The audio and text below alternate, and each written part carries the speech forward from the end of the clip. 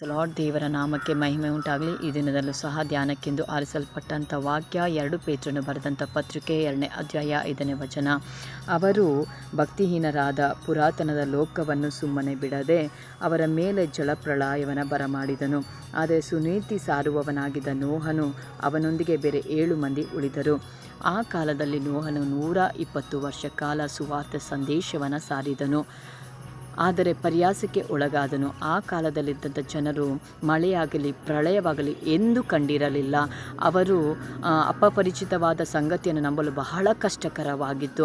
ಅದೇ ಪ್ರಕಾರ ದೇವ ಸೇವಕರು ದೇವರ 2ನೇ ಬರೋಣದ ಕುರಿತು, ನ್ಯಾಯ ತೀರ್ಪಿನ ಕುರಿತು, ಲೋಕದ ಬೆಂಕಿಯ ನಾಶನದ ಕಾರ್ಯಗಳ ಕುರಿತು, ರಕ್ಷಣೆ ಕುರಿತು ಸಾರುವವರಾಗಿದ್ದಾರೆ. ಆದರೆ ಅದನ್ನು ನಂಬದೆ ನಾವು ಪರ್ಯಾಸ ಮಾಡುವವರಾಗಿದ್ದೇವೆ. ನಾವು ದೇವರ ವಾಕ್ಯವನ್ನು ನಂಬಿ ಜೀವಿಸುವುದಾದರೆ ನಿಶ್ಚಯವಾಗಿ ನೋಹನು ಮತ್ತು ಆತನೊಂದಿಗಿದ್ದ 7 ಮಂದಿ ಉಳಿದ ಪ್ರಕಾರ ದೇವರು ನಮ್ಮನ್ನು ರಕ್ಷಿಸಲು ಶಕ್ತನಾಗಿದ್ದಾನೆ. ಈ ಕಡೆ ದಿನಗಳಲ್ಲಿ ದೇವರ ಸುವಾರ್ತೆಯ ಸಂದೇಶವನ್ನು ನಂಬಲು ನಿಮ್ಮನ್ನು ಒಪ್ಪಿಸಿಕೊಡಿರಿ. ದೇವರ ಆಶೀರ್ವಾದವನ್ನು ಹೊಂದಿಕೊಳ್ಳಿರಿ. ಕರ್ತನು ನಿಮ್ಮನ್ನು ಆಶೀರ್ವದಿಸಲಿ. ಆಮೇನ್.